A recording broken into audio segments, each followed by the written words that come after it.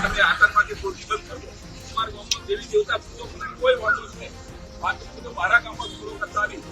હું રસ્તે હતો અને ધારપુરના મારા ક્રાંતિકારી યુવાનોનો મારા પર ફોન આવ્યો. મને કીધું કે ચૈતરભાઈ તમે ધાનપુર હમણાં 10 મિનિટ આવી જાઓ. મેં કીધું શું થયું? એમણે મને વિડીયો મોકલ્યો.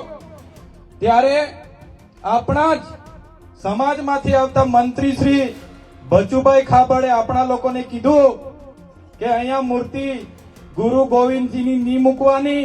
તમે અહીંયા કેમ આતંકવાદી પ્રવૃત્તિ કરવા માંગો છો? અહીંયા ભગવાનની મૂર્તિ મૂકો. ત્યારે મંત્રીશ્રીને પણ અમે કહેવા માંગીએ છીએ, આ તમારું મનરેગા નથી, આ તમારું ગુજરાત પેટર્ન નથી કે તમારી એજન્સીઓ ફીટ કરીને કરોડોના ભ્રષ્ટાચાર ચલાવી લેવાય. આ અમારા આદરણીય ગુરુ ગોવિંદજીની પ્રતિમાની સ્થાપના કરવાની છે અને અમે કરીશું. જે દિવસે અમને મૂર્તિ સ્થાપના કરતા તમે રોકશો, ગુજરાત નહીં, રાજસ્થાન, મહારાષ્ટ્ર, મધ્યપ્રદેશ અને ગુજરાતનો આખો આદિવાસી સમાજ ત્યાં ઉમટી જશે. નમસ્કાર મિત્રો, આપણે સૌ પ્રથમ જે વિડીયો જોયો એ મંત્રી બચુભાઈ ખાબડનો છે અને ત્યારબાદ જે વિડીયો જોયો એ આદિવાસી નેતા ડેડિયાપાડાથી ધારાસભ્ય ચૈત્ર વસાવાનો છે. મૂળ વાત એ છે કે મૂર્તિ અનાવરણ થઈ રહી હતી ગોવિંદ ગુરુની અને ત્યાં બચુભાઈ ખાબડ આવી પહોંચે છે. કહેવાય છે કે બચુભાઈ ખાબડે આ મૂર્તિ અનાવરણને આતંકવાદી પ્રવૃત્તિ સાથે સરખાવી અને આ વિડીયો સોશિયલ મીડિયામાં ખૂબ જ વાયરલ થયો. જે બાદ આ વાત ચૈતર વસાવા સુધી પહોંચી હતી અને ચૈતર વસાવાએ દાહોદ જિલ્લાના સંજેલી તાલુકાના પીછોડ ગામે ગોવિંદ ગુરુના મૂર્તિ પ્રતિષ્ઠા મહોત્સવ કાર્યક્રમમાં શું કહ્યું આપે સાંભળ્યું, પરંતુ સમગ્ર વિડીયો સાંભળો ત્યારબાદ બધું વાત કરીએ. ગાંધીનગર જશો, અમદાવાદ જશો, સુરત જશો, ભરૂચ કે વડોદરા જશો, 100 માંથી 90 મજૂર આદિવાસી મળશે, પણ 100 માંથી 2 જજ આદિવાસીઓના મળશે નહીં. આ પરિસ્થિતિ છે. આપણી સંવિધાન કેટલું સરસ છે. સંવિધાનમાં આપણા અધિકારો છે, અનુસૂચિ 5 ના અધિકારો છે, રૂઢી ગ્રામ પથાના અધિકારો છે, રૂઢી ગ્રામ સભાના અધિકારો છે, પણ જ્યાં અમલીકરણ અધિકારીઓ આપણા નથી ત્યારે આ સંવિધાન નું અર્થઘટન ખોટું કરીને આપણી સામે આટલા મોટા પડકારો ઉભા કરવામાં આ સરકાર લાગેલી છે. અમે ધારાસભ્ય છે, અમારા અધિકારો અમે જાણીએ છીએ, અમારો પાવર અમે જાણીએ છીએ, છતાં ધારાસભ્યોને પણ આજે ઘરે જઈને પોલીસ નજરકેદ કરે છે. અમને પણ 2 દિવસ પહેલા ઘરે નજરકેદ કર્યા હતા, યાદ છે ને તમને? રાતો રાત અમારા પર પણ એફઆઈઆર થાય છે, અમને પણ જેલોમાં નાખવામાં આવે છે. આ પરિસ્થિતિ આજે આપણા મૂળ માલિકોની છે. એ વાસ્તવિકતા સ્વીકારવી પડશે. આપણે કીધું મૂળ માલિકોની વાસ્તવિકતા શું છે જુઓ તમે. મણિપુરમાં આપણી આદિવાસી બેન દીકરીઓને નગ્ન કરીને પરેડો કરાવવામાં આવે છે. આ આપણે મૂળ માલિકો છે. શા માટે આપણી બેન દીકરીઓને પરેડ કરાવવામાં આવે? મધ્યપ્રદેશમાં આપણા ભાઈ પર મૂત્ર વિસર્જન કરવામાં આવે. શા માટે? કેવડિયામાં 2 યુવાનોને મારી નાખવામાં આવે. શા માટે? કેમ કે આજે ન્યાય પ્રણાલિકા હોય, જ્યુડિશરી હોય, બ્યુરોક્રેસી હોય, આજે સચિવાલયો હોય, મામલતદાર હોય કે કલેક્ટરો, આપણા લોકો ક્યાંય નથી. આજે અધિકારી રાજ ચાલે છે, મનુવાદીઓનું રાજ ચાલે છે અને એમાં આપણો સમાજ આજે એક નથી. એટલા માટે આટલી બધી અત્યાચાર અને અન્યાયનો સામનો કરવો પડે છે. આટલો મોટો સમાજ હોવા છતાં આપણા સમાજમાં આજે શિક્ષણ નથી, સિંચાઈનું પાણી નથી. એના માટે આંદોલનો કરવા પડે, શાળા માટે આંદોલનો કરવા પડે. ક્યાં સુધી આ ચાલશે? શા માટે? ત્યારે મારા સાથીઓને હું વિનંતી કરું છું, આવનારા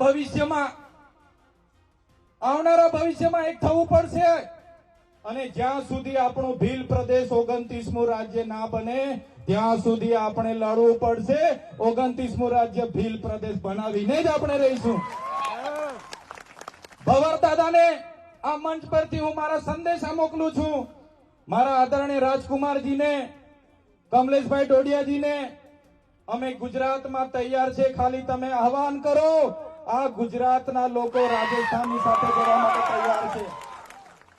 મહારાષ્ટ્રમાં પણ જઈશું. સમીરભાઈએ કીધું એ રીતના મધ્યપ્રદેશમાં જઈશું. બધાએ આપણે લાગવું પડશે, તો જ આવનારી પેઢીને આપણે ન્યાય આપી શકીશું. તો જ આવનારી પેઢીને ન્યાય મળશે. હું રસ્તે હતો અને ધારપુરના મારા ક્રાંતિકારી યુવાનોનો મારા પર ફોન આવ્યો. મને કીધું કે ચૈતરભાઈ તમે ધાનપુર હમણાં 10 મિનિટ આવી જાઓ. મેં કીધું શું થયું? એમણે મને વિડીયો મોકલ્યો. ત્યારે આપણા જ સમાજમાંથી આવતા મંત્રી શ્રી બચુભાઈ ખાબડે આપણા લોકોને કીધું કે અહીંયા મૂર્તિ ગુરુ ગોવિંદજીની ની મૂકવાની.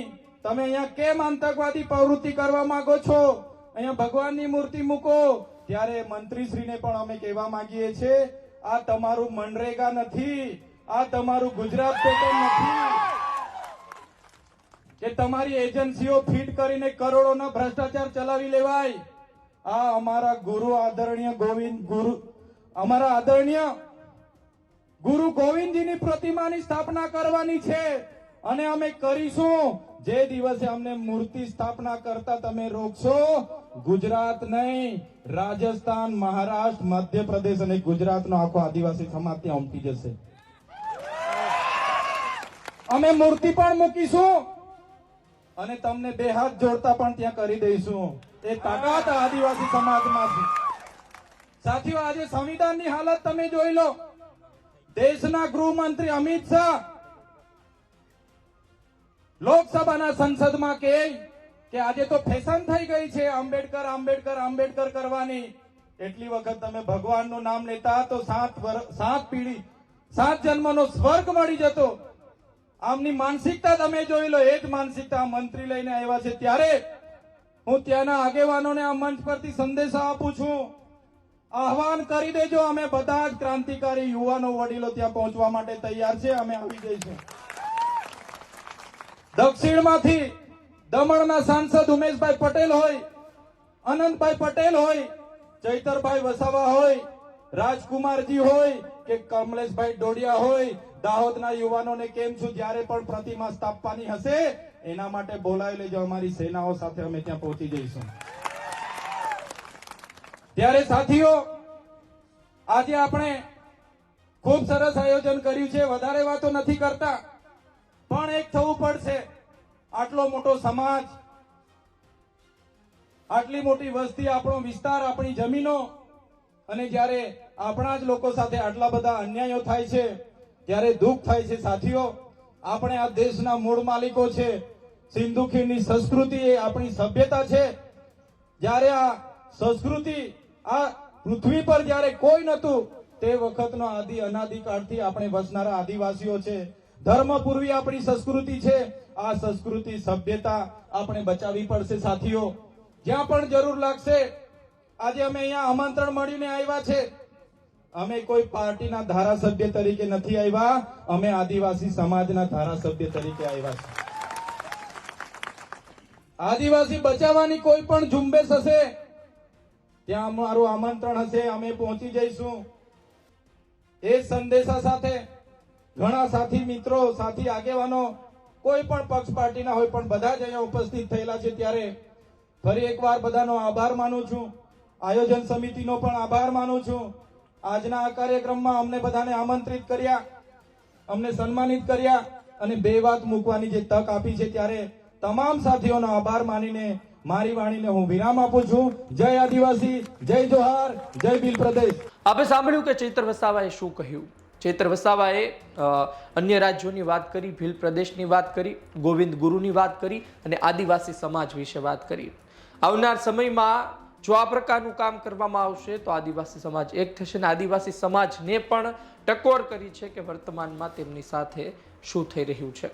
હજુ સુધી મંત્રી બચુભાઈ ખાબડ દ્વારા આ બાબતે કોઈ પ્રતિક્રિયા આપવામાં આવી નથી. રાહ જોઈએ શું તેમના દ્વારા પ્રતિક્રિયા આપવામાં આવે છે કે નહીં, એ પણ એક સવાલ છે. અને આ જે સમગ્ર વિવાદ સામે આવ્યો છે એ આવનાર સમયમાં બચુભાઈ ખાબડની મુશ્કેલી ઊભી કરે છે કે નહીં, જોવાનું રહ્યું. આ વિડીયો પસંદ આવ્યો હોય, આ માહિતી પસંદ આવી હોય તો લાઈક કરજો, શેર કરજો. મને આપશો રજા. નમસ્કાર.